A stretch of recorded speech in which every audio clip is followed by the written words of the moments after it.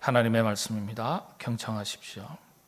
하갈의 아들 느헤미야의 말이라. 아닥사스다 왕 제20년 기슬르월에 내가 수상궁에 있는데 내 형제들 가운데 하나인 하나니가 두어 사람과 함께 유다에서 내게 이르렀기로 내가 그 사로잡힘을 면하고 남아있는 유다와 예루살렘 사람들의 형편을 물은즉 그들이 내게 이르되 사로잡힘을 면하고 남아있는 자들이 그 지방 거기에서 큰 환난을 당하고 능욕을 받으며 예루살렘 성은 허물어지고 성문들은 불탔다 하는지라. 내가 이 말을 듣고 앉아서 울고 수일 동안 슬퍼하며 하늘의 하나님 앞에 금식하며 기도하여 이르되 하늘의 하나님 여호와 크고 두려우신 하나님이여 주를 사랑하고 주의 계명을 지키는 자에게 언약을 지키시며 긍휼을 베푸시는 주여 간구하나이다. 아멘. 오늘 말씀을 나누기 전에 우리 그리스도인들이 좀 이렇게 이런 사태를 놓고 좀 우리가 이런 생각을 좀 가졌으면 좋겠다 하는 뜻에서 말씀을 먼저 드립니다. 오늘 아침에 저도 이런 비보를 들었습니다. 할로윈 축제로 인한 사태로 우리 대부분 10대, 20대들이라 그러죠.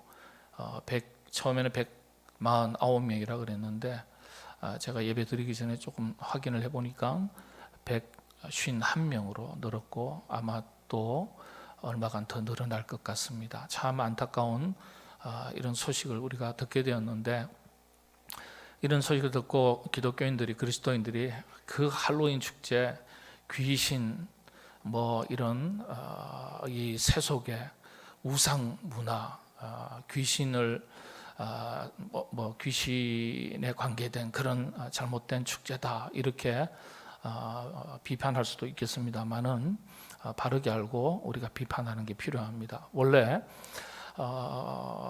AD 313년 콘스탄티누스 황제가, 로마의 황제가 밀라노 칙령회에서 기독교 신앙의 자유화를 선언합니다. 그리고 몇 년 뒤에 기독교가 로마의 국교로 공인되고 선포가 됩니다. 이후로 기독교가 온 사방으로 뻗어나가기 시작합니다. 자, 기독교가 지금은 전 세계에 흩어져 있지만 그 당시에는 기독교가 당시에 일부 지역에 국한되어 있었거든요. 그러다가 자유화를 맞이하니까, 국교화가 되니까 이제 자유롭게 전 세계를 향해서 뻗어나가는 과정 속에서 동방과 서양 여러 가지로 서방으로 뻗어나가는데 타 문화와 만나게 됩니다. 그런데 이제 기독교가 공인이 돼서 뻗어나갈 때 길고 긴 박해 기간 동안에 순교당한, 죽임을 당한 교회 지도자들, 선지자, 사도들이 얼마나 많았습니까? 12제자도 다 순교당했거든요. 물론 이 사도 요한은 자연사를 합니다. 그러나 유배도 강하고 박해를 받았죠. 그런데 그러면서 교회에서는 신앙의 자유화가 되면서 기념일을 정합니다. 그게 뭐냐 하면은 성인들이 또 교회 지도자들이 너무나 많은 박해를 받으면서 숨져간 신앙의 선조들을 기리는 날을 정해서 그날만큼은 믿음의 선조들의 그 희생과 숭고한 헌신을 기억하고 또 예배를 드렸습니다. 그게 교회 전통의 초대교회 이후에 이제 전통적으로 지켜졌습니다.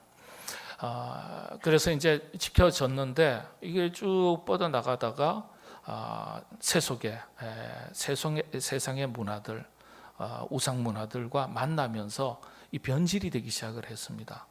그러다 보니까 이 로마 가톨릭 교황청에서는 순수하게 이 믿음의 선조들의 희생과 순교, 이렇게 박해받던 그 시절에 믿음을 지켜왔던 그 신앙의 정신을 지키기 위해서 이 날짜를 정합니다. All Saints Day라고 해서 모든 성인들을 기리고 기념하는 날을 정했습니다. All Saints Day라고 합니다.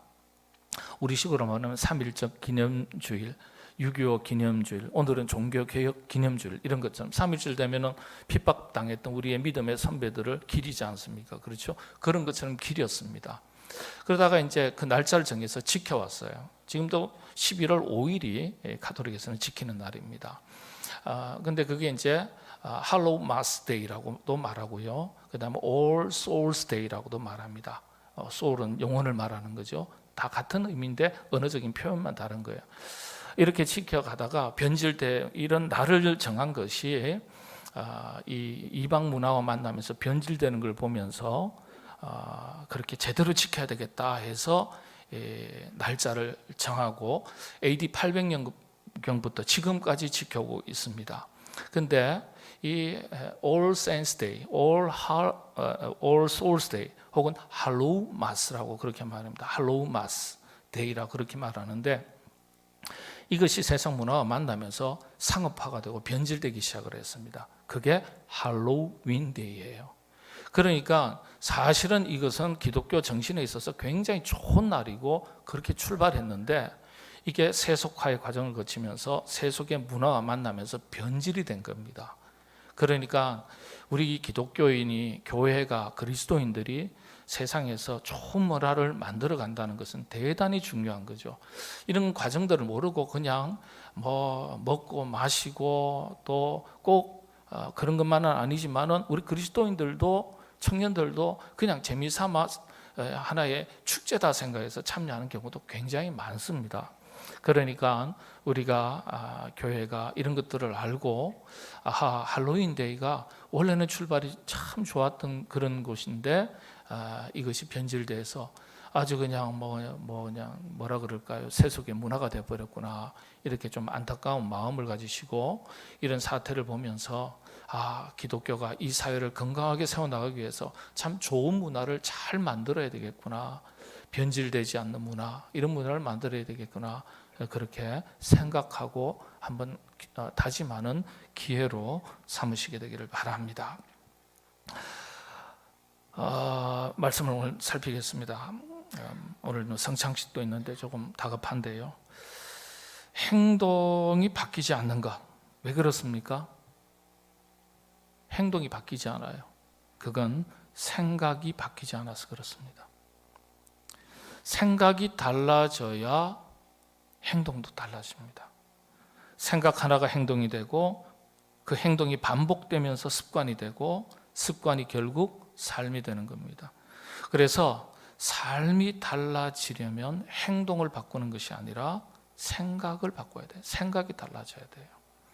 요즘 한국 교회가 달라져야 된다, 그리스도인들이 달라져야 된다, 그런 말들이 많습니다만은 어떤 형식과 절차, 제도의 문제가 아니라 의식의 문제예요. 의식. 신앙 의식이 달라져야 돼요. 생각이 달라져야 된다는 점입니다. 요엘서 2장 13절의 말씀이 바로 그런 거죠. 너희는 옷을 찢지 말고 마음을 찢으라. 마음을 찢으라. 바로 이런 뜻입니다. 말씀드린 대로 오늘은 올해는 종교개혁 505주년 기념이 되는 해이고 오늘은 바로 그것을 기념하는 종교개혁 기념주일입니다. 성경에 기록된 모든 개혁 이야기 중에서 느헤미야 개혁 운동을 가장 모범적인 개혁 운동으로 교회사에서는 평가하고 있습니다. 느헤미야 개혁 운동을 살피면서 교회와 우리 자신의 신앙과 삶에 대해서 새로운 변화를 생각하고 도전하는 기회로 삼을 수 있기를 바랍니다. 느헤미야에서는 길지도 않은 성경입니다만 1장과 2장이 핵심이에요. 오늘 함께 읽은 본문은 사실 1장은 느헤미야의 기도문입니다. 이 느헤미야의 기도문을 통해서 영적인 교훈을 찾고 우리 함께 다짐하고 결단하는 시간 될 수 있기를 바랍니다. 느헤미야서는요, 자기 나라와 민족을 얼마나 사랑했는지 알 수 있는 이야기로부터 시작이 됩니다. 1장에 그 구절구절 읽으면 정말 나라와 민족을 사랑했구나, 그걸 느낄 수 있어요. 근데 우리나라를 가만히 보면은요, 나라 사랑하는 법을 어릴 때부터 잘 가르치지 않아요. 역사식이 결여되는 거예요. 그 나라 국민이 자기 나라를 사랑하지 않으면 누가 사랑합니까? 그렇죠?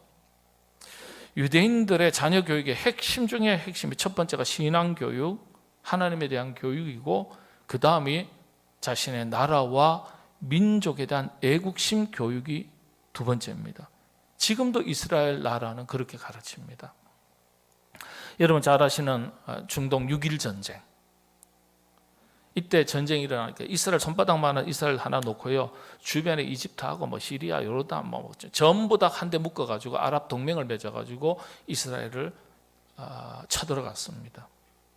이때 아랍 국가들의 지도자들, 자녀들은요, 뭐 전부 다 혹시나 또 모를까 해가지고 탈출을 했어요. 국외로 다 자기 살겠다고, 자기 자녀들 살리겠다고 다른 나라로 출국하고 도망가는 자녀들이 줄을 이었습니다. 그런데요, 이스라엘은요, 전 세계에 흩어져 있던 유대인 청년들이 다니던 대학 휴학하고 다니던 직장 그만두고 이스라엘로 속속 모여들었습니다.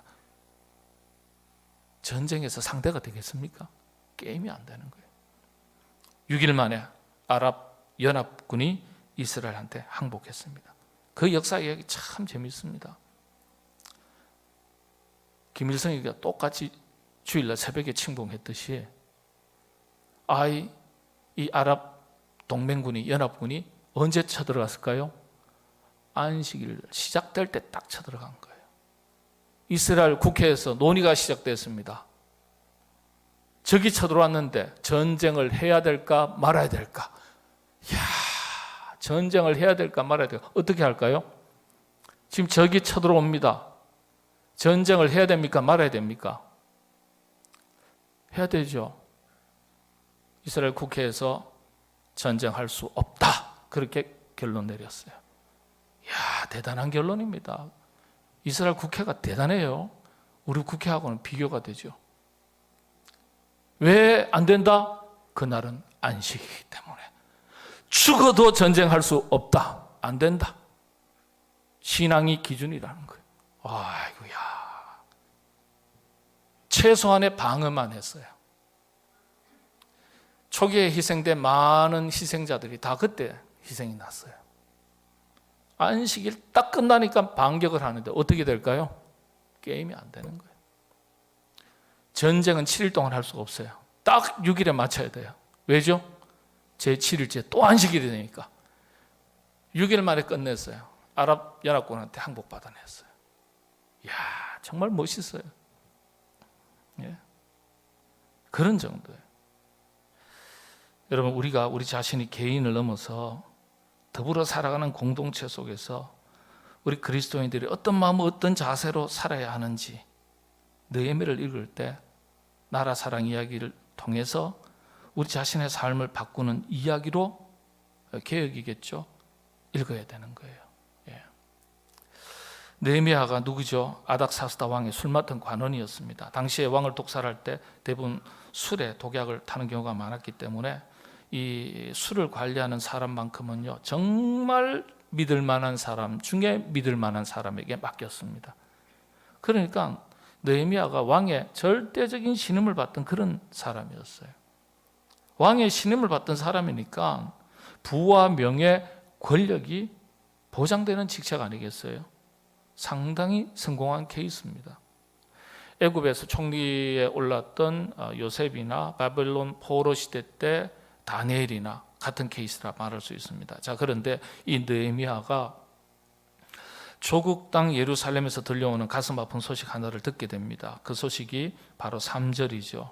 저희가 내게 이르되 사로잡힘을 면하고 남은 자가 그 도에서, 그 지방에서 큰 환난을 당하고 능욕을 받고 예루살렘 성은 무너지고 성문들은 불탔습니다. 이 소식을 듣게 되는 거예요.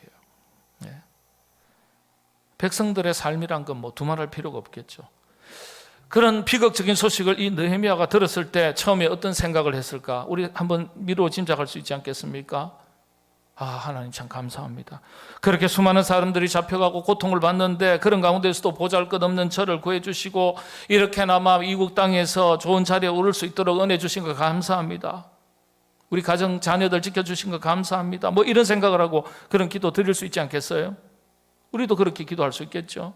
우리 경제가 어려운데 이 어려운 때 하나님께서 우리 가정, 일터, 사업, 자녀들 지켜주신 거, 교회를 지켜주신 거 감사합니다. 그렇게 기도할 수 있어요. 그런데 느헤미야는 그렇게 기도하지 않았습니다. 여기에서 바로 느헤미야의 생각, 정신세계, 신앙, 의식을 엿볼 수 있습니다. 아주 신앙의 바른 원칙, 자세죠. 그게 4절 이하인데, 개인의 감사가 앞서는 것이 아니라 조국과 민족의 고통, 이를테면 공동체를 먼저 생각해요. 공동체를. 네. 그래서 느헤미야로부터 배워야 될 영적 교훈의 첫 번째가요, 개인을 넘어서 공동체를 생각하는 신앙이에요. 공동체, 교회 공동체, 목장 공동체, 가족 공동체, 나라와 민족 공동체. 자기 중심 개인주의를 넘어서는 의식을 말하는 거예요. 조국과 동족을 위해서 염려하는 마음으로 기도합니다. 우리 한국교회 그리스도인들의 자기 한계가 무엇이냐면요, 작은 자기 개인에게 갇히는 거예요. 이 개인을 잘 못 넘어서요. 무슨 소리입니까 하실지 모르겠어요.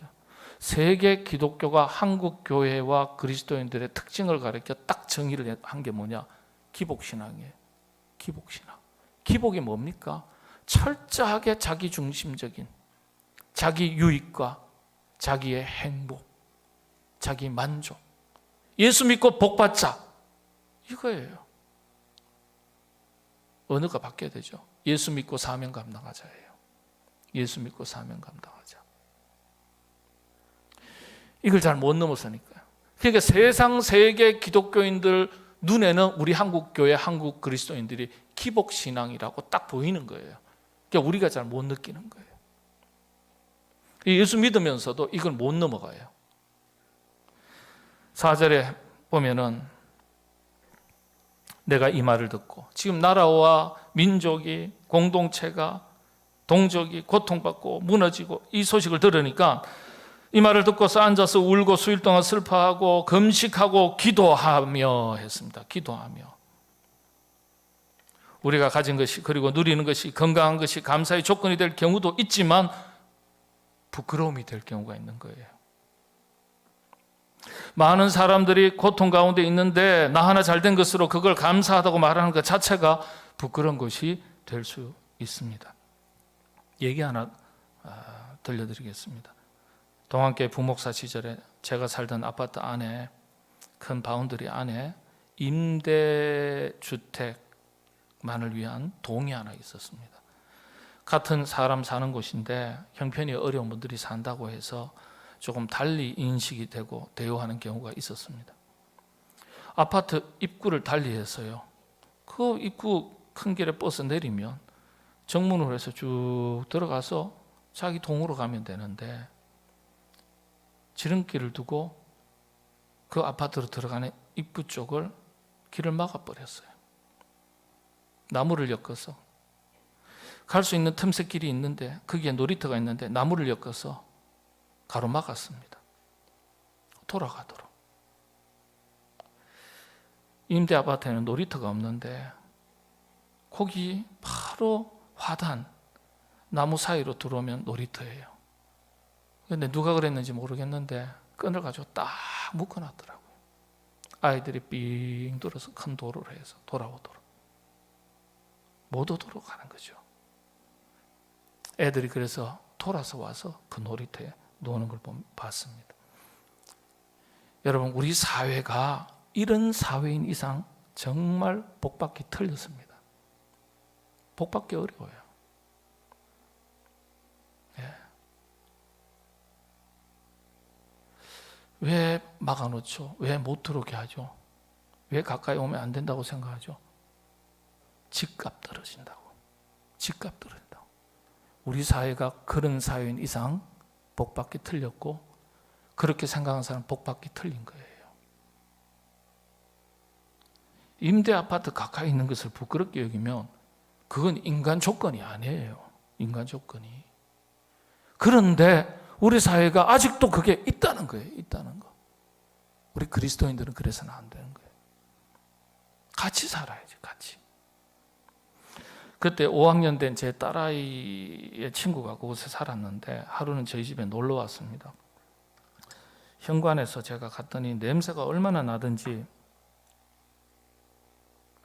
저희 집 사람이 가만히 살펴보니까 신발을 씻지 못해가지고 신발에서 악취가 나는 거예요. 알고 봤더니 거동이 불편한 할머니하고 단 둘이서 사는데 이제 초등학교 5학년 여학생이에요. 제 딸아이가 말하기를 자기 친구가 맨날 지각한대요. 왜 그러냐 그랬더니 아침에 깨워주는 사람이 없다는 거예요. 자명종 시계도 없냐 그래도 없대요.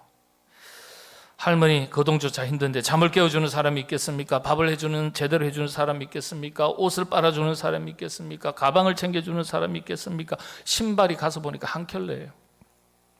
가라 신을 신이 있어야 신발을 제때 빨죠. 신을 신고 다니는데 양말도 안 신고 다녀요. 전부 다 혼자 하는 거예요. 그러니까 맨날 지각하는 거예요. 그리고 학교에서는 지각하는 날마다 1시간씩 지각했다고 벌 쓰고 늦게 집에 돌아가는 거예요. 제 딸아이가 하루는 그 친구 집에 놀러 갔는데 돌아와서는 제 딸아이가 하는 말이 자기 친구 짱이라는 거예요. 왜냐? 된장국을 끓여주는데 너무 맛이 좋더라는 거예요. 5학년짜리가. 뭐 제대로 된 게 있겠어요? 다른 반찬 없었냐? 그랬더니 없대요. 반찬 없이 그거 하나만 가지고 밥 먹었는데 맛이 끝내줬대요. 그래 짱이라는 거예요. 속으로 아이고 이 철부지야. 맛이 끝내주는 게 아니라 그게 다 눈물이다, 눈물. 제가 그렇게 속으로 생각했습니다. 그걸 듣는 제가 마음이 참 불편했어요. 초등학교 5학년 부모 사랑이 얼마나 필요하고 관심이 얼마나 필요한 때이겠습니까? 부모님이 어디 계시냐 물었더니 미국에 계신다 그러는데 어머니 얼굴도 몰라요. 감추다시피 하는 아무런 능력도 책임도 감당치 못하는 희미한 아버지가 있다고는 말하지만 아버지로서의 역할을 이미 상실해서 딸을 전혀 돌보지 않아요. 곁에 있어야 짐이라도 될 텐데 책임을 지지 않고 사라진 거예요. 무슨 인생의 사연이 있는지 우리가 상상할 수 있지 않겠습니까? 그래서 제 아내가 그날 냄새나는 신발 대신에 저희 큰아이 다른 신을 신겨서 보내고 그 다음 날 다시 내복하고 신발 다시 새로 사서 이것저것 준비해서 보냈습니다. 자명종 시계도 사서 보내고요.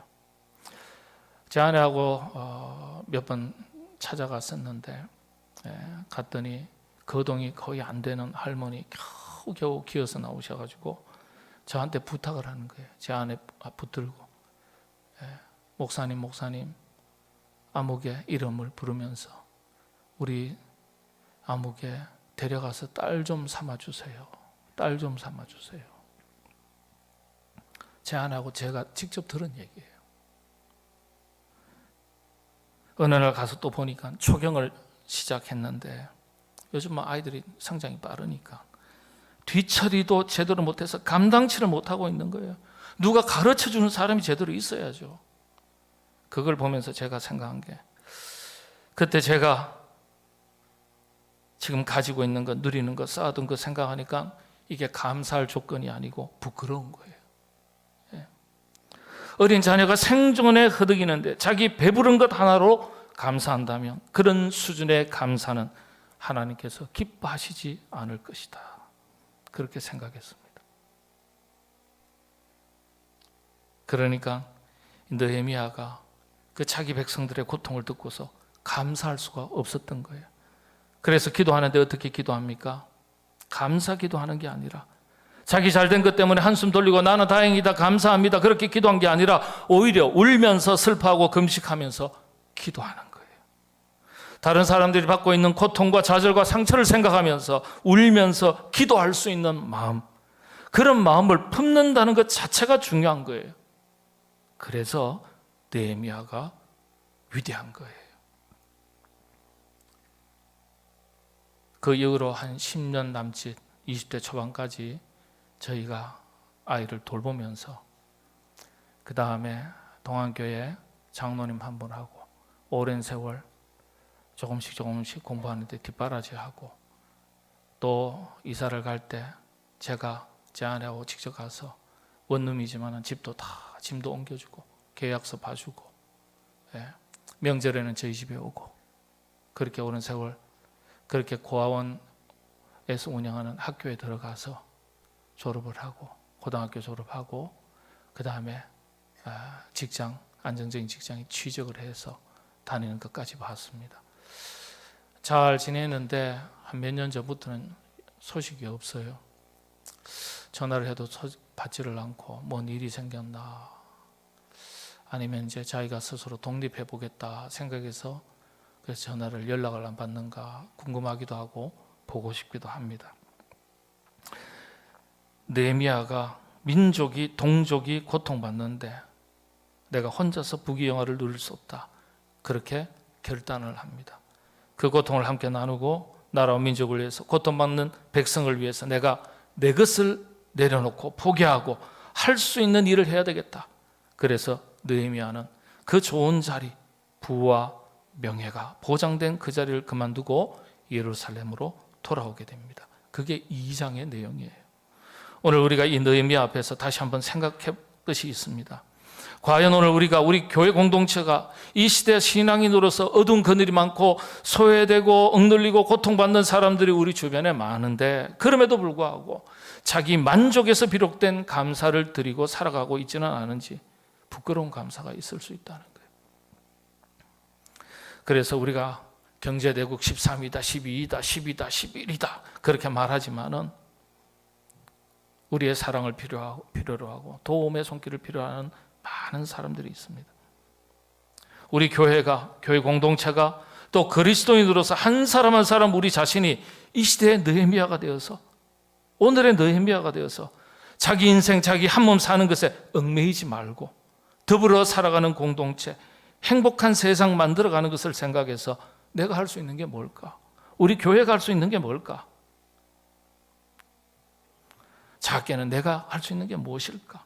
우리가 이런 것들을 생각하고 실천하면서 작은 자기를 넘어서서 보다 더 큰 자기로 나아갈 수 있어야 되겠습니다. 여러분들이 그런 분 다 되시기를 바랍니다. 전 세계 기부금 1위 민족이 누군 줄 아십니까? 유대인이에요. 근데 유대인의 별명이 있어요. 짠돌이에요. 짠돌이. 지독하게 짠돌이에요. 그런데 이웃을 위해서는 기부금, 후원금, 찬조금, 복지단체, 자선단체, 봉사단체, 교육재단에 기부금 내는 것은 1등이 유대인입니다. 저는 아직 기억하고 있습니다. 어느 한 해에, 특별한 한 해였다고 저는 생각합니다만은 하버드 대학의 기부금이 그 한 해 2조였습니다. 2조. 2천억도 아니고 2조. 지금도 하버드 대학이 1년에 기부금만 받는 게 우리나라 전체 대학의 기부금보다 더 많아요. 여러분, 그 유대인들이 중심되어 있어요. 부동의 일입니다. 미국에서는 초등학교에서부터 봉사하는 거, 다른 사람을 돕는 거, 이거 다 초등학교 때부터 가르칩니다. 더불어 세상을 살아가는 연습하는 거예요. 연습시키는 거예요. 성경이 그래서 우리들에게 무엇이라고 가르칩니까? 마태복음 7장 12절입니다. 그러므로 무엇이든지 남에게 대접을 받고자 하는 대로 너희도 남을 대접하라, 섬기라, 나누라, 베풀라. 이게 율법이야, 하나님의 말씀이요 선지자니라, 하나님의 가르침이니라, 이런 뜻입니다. 여러분, 이웃을 사랑하는 게 결코 우리 자신의 신앙과 무관하지 않습니다. 일제시대 때, 6.25 때 나라를 구하고 백성들을 구하기 위해서 자신의 것을 아끼지 않고 생명을 내놓고 가진 것을 내놓고 몸을 던졌던 수많은 사람들 중에 상당수가 그리스도인들이었습니다. 우리 교회가 그런 신앙의 유산이 있는 거예요. 우리가 그런 유산이 있는 거예요. 그래서 제가 늘 말씀드려요. 예수 믿는 사람이 나누고 베푸는 것에 째째하면 안 돼요. 인색하면 안 돼요. 앞으로 믿지면 뒤로 남는 장사. 죄송합니다, 이런 표현 써서. 누가 앞으로 믿지면, 믿지는 거 누가 메꾸세요? 하나님 메꾸세요. 내가 선한 일에 힘쓰면 나머지는 하나님이 책임지신다. 그런 배짱을 가지고, 믿음이 없으면 배짱 갖고 사세요. 여러분, 믿음이 있으시니까 믿음 갖고 사세요. 믿음이 없으신 분들은 배짱 갖고 사세요. 아멘. 배짱도 없고 믿음도 없고 어떻게 해요? 안 되죠.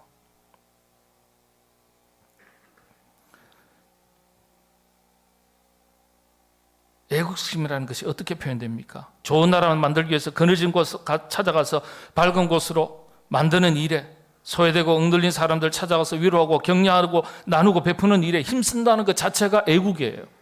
그게 선교죠. 나라가 해야 될 일을 왜 우리가 합니까? 국가가 나에게 해준 게 뭐가 있다고 세금이나 올리지. 맞는 말이에요. 안 그래도 힘든데. 알아요. 그럴 때 그런 말을 하는 사람들에게 위로하고 격려하고 내 것을 나누어서 베풀어서, 그래서 더불어서 함께 살아가는 좋은 세상을 만들어가는 일에 힘쓰는 그 사람이 크리스찬이고 그 사람이 애국자입니다. 비록 우리도 삶이 팍팍하지만은 더 좋은 세상 만들기 위한 사명을 가진 그리스도인으로서 무엇인가를 찾아서 신앙인으로 마땅히 해야 될 일들을 행하는 것, 그렇게 함으로써 이 시대 우리가 서 있는 자리를 하나님의 나라로 만들어갈 수 있는 겁니다. 그게 오늘의 느헤미야가 되는 것입니다. 여러분, 오늘의 느헤미야로 살아가시게 되기를 바랍니다. 기도하겠습니다. 하나님,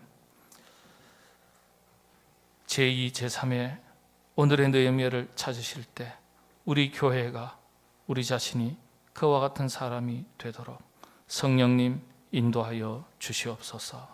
예수님의 이름으로 기도합나이다. 아멘.